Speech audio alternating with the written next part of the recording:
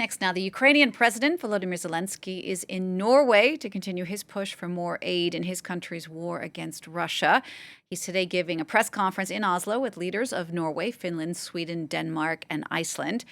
That stop in Oslo coming one day after his trip to Washington, where he asked the U.S. Congress for more aid. President Joe Biden pledging his ongoing support for Ukraine, but leading Republicans insisting that renewing aid to Ukraine will depend first on Democrats agreeing to major reforms on immigration in the U.S. Well, we're going to talk a bit more about this with Patrick Burry from Bath University. Patrick, you're a former British Army captain and NATO analyst. Thanks for joining us. How worried would you be if you were Volodymyr Zelenskyy right now about this drag in U.S. funds? Well, we've seen this go to the wire before and be resolved in Ukraine's favor. So if the past is a predictor or an indicator of the future, maybe that gives you the cause for optimism if you're Zelenskyy. On the other hand, and if you take a strategic look at this, wars ebb and flow. And we're probably at the ebb phase for the Ukraine at the moment, just in terms of things. The money is not lining up. They're under pressure from the Russians militarily. And there's some question marks as a result of the money not being pledged and the resources coming in. There's some question marks about the long-term future of the West's will to remain engaged and back Ukraine to the hilt. So that would be a cause for worry, simply because President Vladimir Putin's plan is clearly to just wait it out and watch and see if Western cohesion starts to come apart. So given those question marks and that waiting game, if you like, is there anything more Zelenskyy could have done to convince the U.S. Congress to approve more aid for Ukraine? I don't think so, really. I think one thing that's important there is the anti-corruption drives, which have been ongoing in Ukraine, and trying to account as best they can for the military equipment that goes in, and also the money and how that's spent.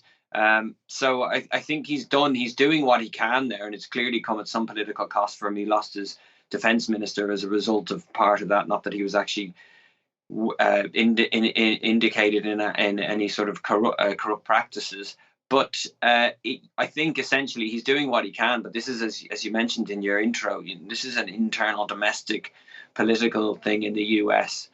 We've also got similar things going on in the EU, with Hungary basically holding back on another 50 billion package from the EU because Hungary wants its funds that are due to it from the EU would have been suspended over their lack of democracy it reinstated. So there's a lot of horse trading going on, and Ukraine is the victim of that. And the French President Emmanuel Macron spoke today, not long ago, saying that the EU should give Ukraine full and enduring support. Given what you've just mentioned about Hungary, for example, how do you see that playing out? Yeah, well, the debate, and Hungary has some right to talk about, well, what's the strategic plan here and how would Ukraine fit in the EU? And I agree with that, but it's the manner in which it goes about it, and it has a history now of acting like a Russian Trojan horse inside the EU. So I think one of the things to take away would be the EU looking at its own processes about member states that clearly start to diverge significantly over time away from the values of the EU.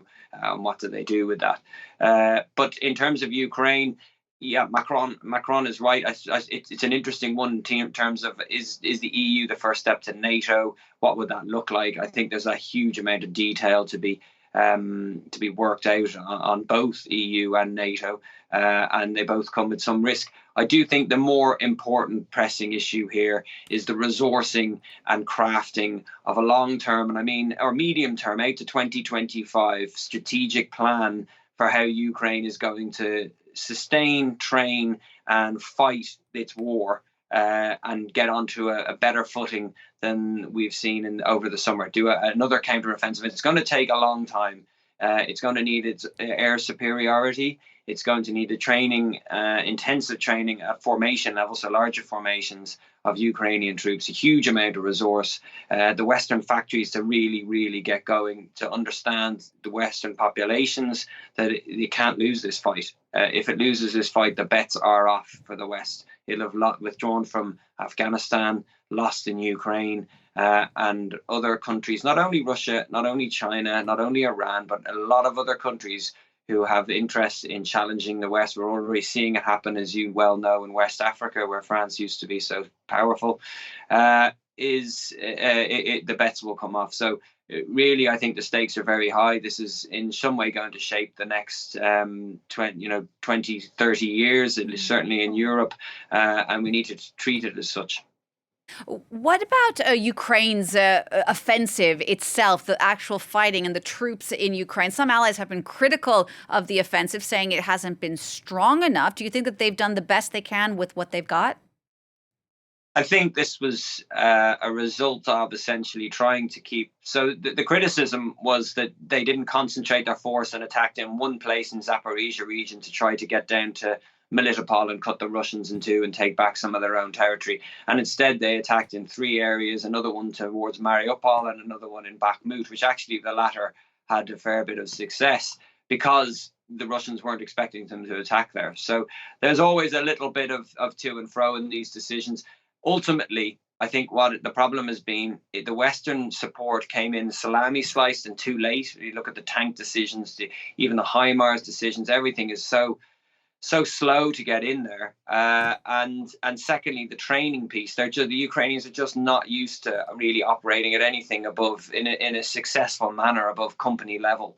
As far as I understand, which is too small. You need to be able to fight at the brigade level and multiple brigades to get through those defences.